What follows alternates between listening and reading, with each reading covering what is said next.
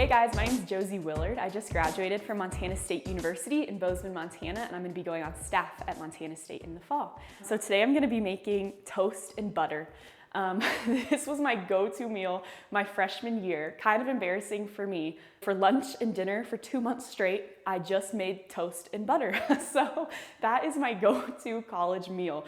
And since then, I'm actually gluten-free now, so I can't even eat my favorite meal, which is a bummer, but I'm still gonna make it for you. Coming into college, I kind of knew about religion. I grew up with a Catholic background, and so I knew that God was important, and I believed that he existed, and I also knew who Jesus was. I could have told you what the gospel is, but I had absolutely no idea what that meant or what that meant in application in my life. So as I came into college, I started going down what I would call like the path of the world. And when I say that, I mean the world being just not what God would have for me.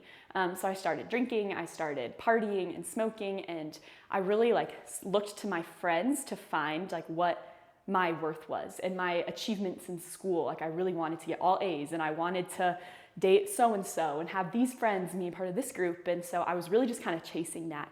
And pretty quickly that ended up not working out so great for me. So now let's toast some bread.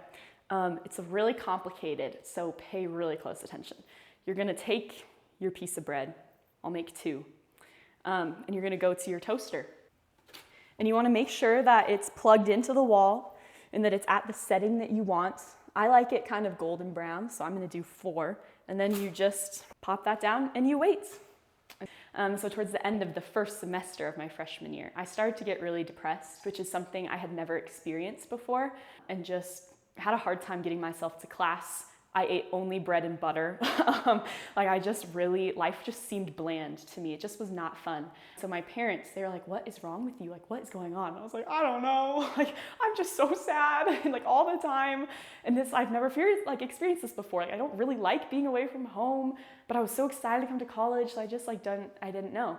The first week back from winter break, I went to a Navigator Bible study, which I had attended just once or twice first semester, and I waited till the very end. I didn't hear a single thing they said the whole time. And this girl who was an upperclassman, she turned to me and she goes, so Josie, how is your life going? How are you feeling? And I was like, it is not good. And I just started bawling. And I'd said absolutely everything that I had been doing, kind of full confession moment. I just put it all out there. They read me the verse Isaiah 1:18 about how even though our sins are as red as scarlet, the Lord washes them white as snow. And so God views us as he views Jesus, and perfect without blemish. And that just broke me down. They really met me with the love of Christ. And so I felt so clearly Jesus's love for me through those people and how they responded to me at one of my lowest moments. And it became really clear to me that they have a relationship with Jesus. And I was like, that sounds super weird. Jesus isn't gonna walk through the door and I can't sit down with Jesus and have a coffee. How do I have a relationship with Jesus? And so a couple girls just kind of mentored me and took me in and taught me what it meant to read my Bible and how to actually dig into it and see what it says and see what God has to say about me and about the world, and to give Jesus authority in my life to say, okay, Jesus, my way clearly is not working. The way of the world clearly doesn't work. I'll give you anything. I'll give you everything to know you. All right, now that we have kind of our golden brown toast, it's time to apply some butter. So I take a knife and I take my stick of butter. And I like to leave it out sometimes, because if you leave it in the fridge, then it's too hard to spread nicely. And I like it when it kind of melts. So I just kind of slice it. And then I spread it on the bread. So now that I spread the butter on the bread, I would like to say, this was freshman year Josie, who did not know Jesus.